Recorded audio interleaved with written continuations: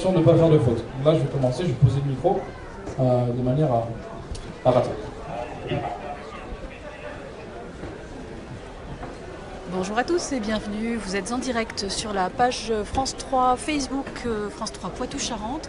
Nous sommes en direct du pavillon Manga, qui est un pavillon très très couru pour cette 45e édition du Festival de la bande dessinée. Et derrière nous, il s'agit en fait d'une initiation d'ancrage pour la technique du manga. Évidemment, vous pouvez le voir et vous le verrez sans doute mieux et l'entendrez sans doute mieux que je ne pourrais vous le dire. Donc je vous laisse regarder un petit peu ce qui se passe. C'est l'école EIMA, l'école internationale du manga animé, de l'image manga animé de Toulouse, qui organise cette animation avec une quinzaine de participants, 15 jeunes, qui sont autour de la table et qui reproduisent les gestes de l'étudiant et ces gestes de l'étudiant sont ensuite projetés sur le grand écran. Je vous laisse regarder.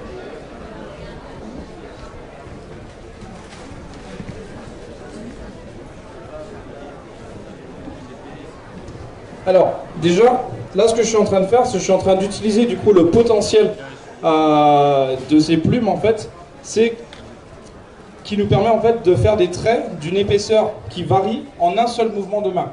Il y a beaucoup de gens parmi vous qui ont utilisé des liners pour ancrer, et du coup le problème avec les liners, c'est qu'il y a une taille par stylo, on est d'accord, et que du coup si on veut changer de taille, il faut changer de stylo. Là, en appuyant une seule fois sur ma plume, vous verrez, les pattes de la plume elles s'écartent, et donc je peux faire un trait très épais qui devient très fin, qui redevient très épais, voilà.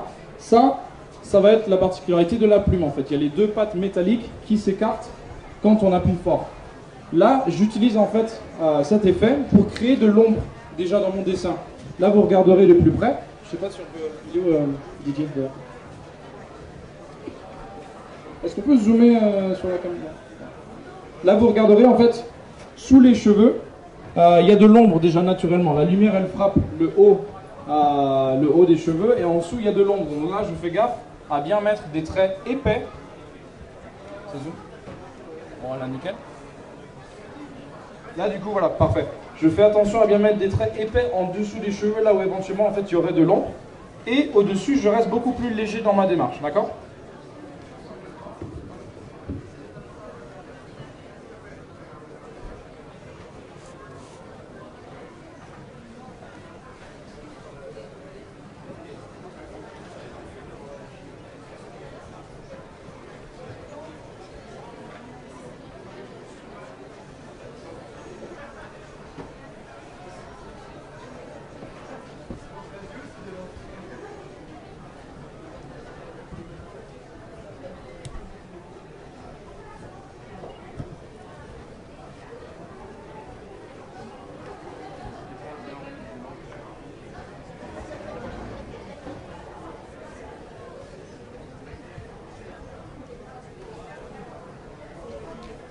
Et donc, comme vous le voyez sur ces images, les jeunes qui sont autour de la table sont invités à reproduire les gestes de l'étudiant qui est sur la scène, à tester un petit peu leur pratique de la plume, l'épaisseur des traits.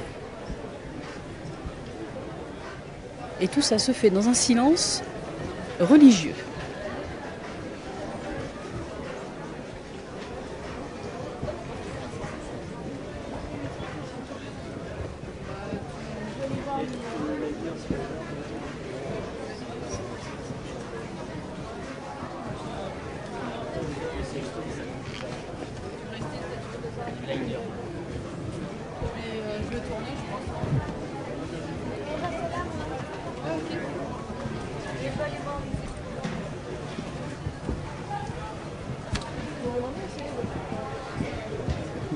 Donc la particularité du manga, souvent, c'est que du coup, comme il n'y a pas de couleur comparé à la BD franco-belge ou aux comics américains, qu'on va essayer de rendre un maximum d'effets déjà à l'ancrage.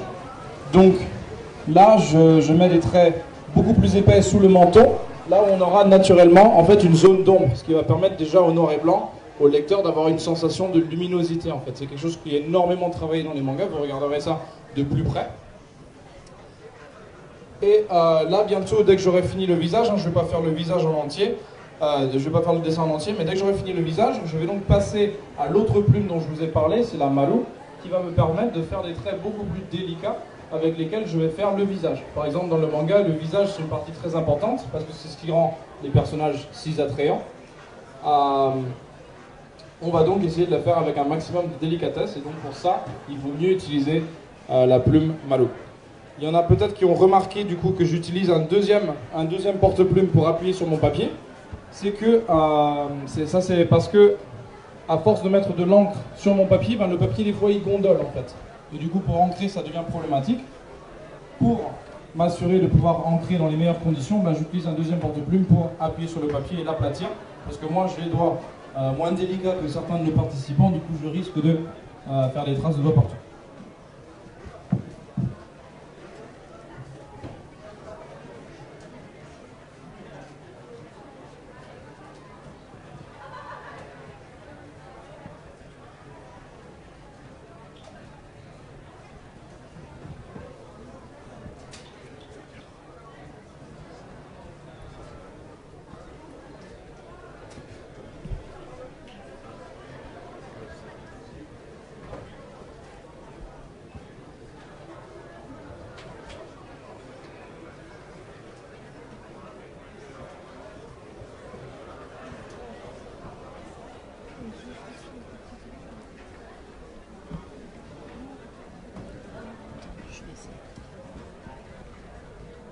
Bonjour.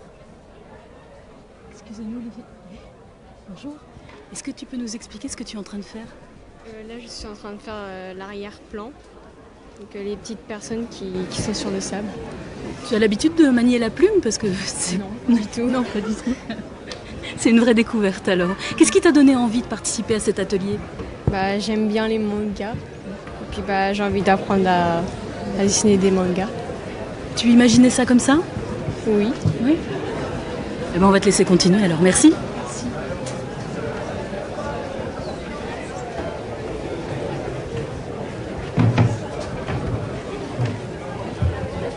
Là, du coup, vous remarquerez que, par exemple, la fille, dans le dessin, elle a des chouchous dans les cheveux, en fait, qui devraient être noirs. Avec les plumes, je l'ai expliqué, en fait, ça attaque le papier, donc on va éviter de colorier à l'intérieur avec la plume. Si vous grattez comme ça, il y en a sûrement qui ont déjà essayé, ça va faire un trou dans le papier, vous allez finir par mettre de l'encre sur la table de papa-maman, et ça va pas. Donc ce qu'on va faire, c'est on va tout simplement faire un petit X à l'intérieur, comme ça, bim, j'ai fait un X. Et ça, plus tard, ça va me rappeler de repasser avec un pinceau. Je vais venir plus tard avec un pinceau, je vais le tremper dans l'encre noire, et je vais pouvoir remplir toutes les zones en fait qui devaient être en noir et que j'ai pas pu remplir directement avec la plume, d'accord ? Donc ça, vous le verrez sur les travaux de tous les professionnels ici. En fait, ça s'appelle faire des bêtas. Les bêtas, c'est des aplats de noir. Et ça, les auteurs, ils se le laissent pour la fin. Une fois que le dessin est complet, ils vont repasser avec un pinceau et ils vont remplir toutes les zones où ils ont mis un petit X, c'est-à-dire leur bêta, pour avoir une image au final qui est très complète.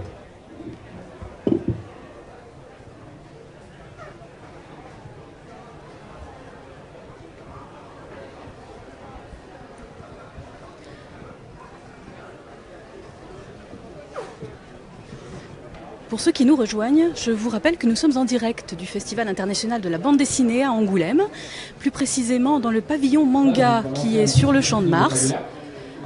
Et je vais laisser la place à l'étudiant qui vous présente. En plus d'avoir le contrôle sur l'épaisseur des traits, là comme je vous l'ai montré tout à l'heure, on peut faire un mouvement rapide et sec qui va permettre en fait de lâcher la pression sur la plume en même temps qu'on appuie et qui va du coup donner l'effet que je vais vous montrer là, ça s'appelle un stroke en anglais.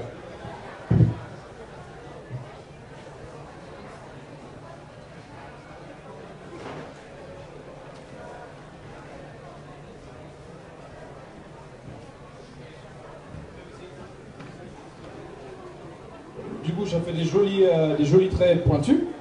Ce qui est plus intéressant, en tout cas plus attrayant, plus beau que les petits bouts avec de l'encre qu'on peut retrouver au liner traditionnel. Et ce qui va aussi me permettre du coup de faire ce que j'ai fait ici, c'est des jolis traits qui s'estompent un peu pour les plis des vêtements. Voilà. Donc ça, c'est une des particularités du manga. Vous avez tous vu des speedlines, on les appelle des speedlines, des lignes de vitesse, des lignes de focus. Quand il se passe quelque chose d'intéressant dans un manga, souvent il y a plein de lignes qui vont converger vers le centre pour attirer votre attention. Et bien ces lignes-là, elles sont faites avec un effet de stroke pour que visuellement ça reste intéressant. Donc là, je vais passer au visage, je vais changer de plume du coup. Les participants, si vous avez envie aussi de tester d'autres plumes, eh ben, vous pouvez vous les passer, hein, il faut tester plusieurs plumes.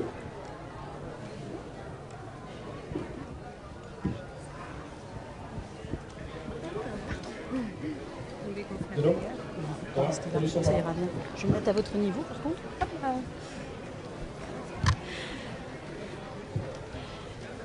Donc nous sommes toujours dans l'atelier manga et ancrage qui est en cours au pavillon manga. Madame, vous assistez depuis le début à cet atelier. Oui. Pourquoi vous vous êtes arrêtée? Parce que mon fils voulait y participer.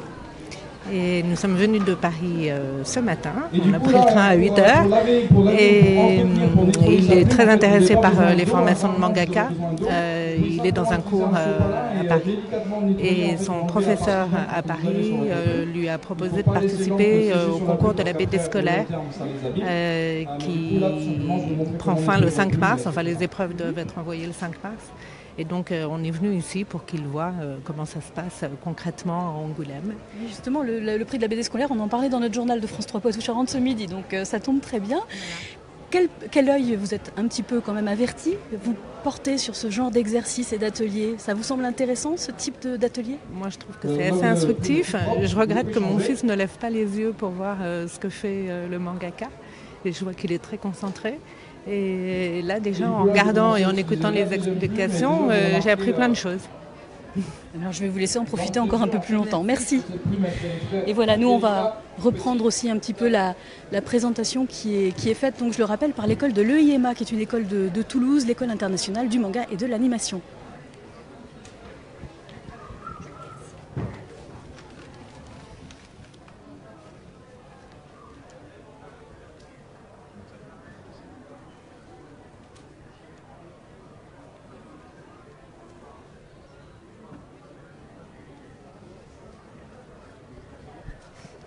Donc effectivement, vous le voyez, les enfants sont toujours aussi concentrés hein, sur leurs exercices. Il faudrait que je...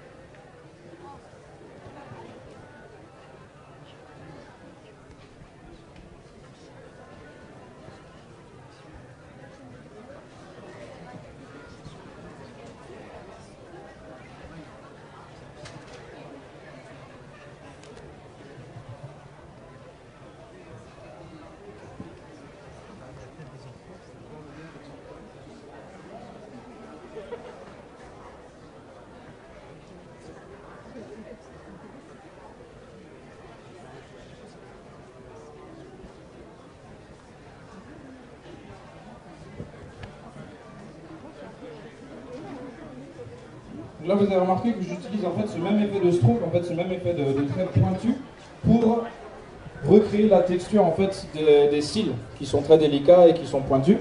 Donc j'ai essayé de faire la même chose dans les cheveux en fait parce que les cheveux, vous le savez. Alors je vous propose de nous rapprocher des spectateurs parce qu'il y en a quand même quelques-uns pendant cette démonstration. Alors monsieur, qu'est-ce qui vous a incité à faire une pause ici? Moi c'est assez simple, c'est ma fille, tout simplement, qui est présente là-bas sur la table. Je ne connais absolument rien au manga, très peu en BD. Je dois connaître Hergé, Goscinny, Uderzo, ça doit s'arrêter là. Et je découvre aujourd'hui. Et alors, quelles sont vos impressions sur les découvertes justement du manga, d'autres univers? C'est impressionnant, on voit beaucoup de passionnés. Hein. On voit des faciès, des looks. Voilà, je découvre un monde que je ne connais pas. Donc c'est votre fille qui vous a emmené finalement? Oui, tout à fait, c'est un cadeau de Noël. Voilà. On vient de Nantes, vous voyez. De Nantes. On a fait quelques kilomètres. C'est quoi quel est votre programme pour aujourd'hui? On doit retourner à l'espace jeunesse en bas, parce qu'on y est passé, on a fait un aller-retour, une petite erreur d'aiguillage, et voilà, et ensuite on passe la nuit dans la région. Et on repart demain. Une vraie journée pleine sur le festival. Oui, on est arrivé assez tôt ce matin, donc Voilà.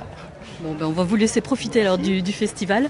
Et puis nous, je pense qu'on va se quitter là, parce que l'animation va durer encore plus d'une demi-heure.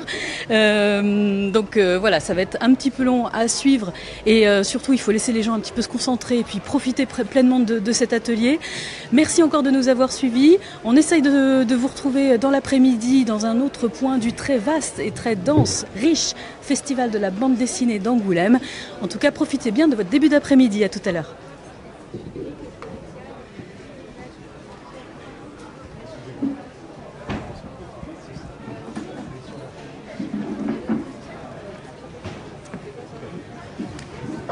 Du coup, à ce moment, en fait, ça va être important de vérifier que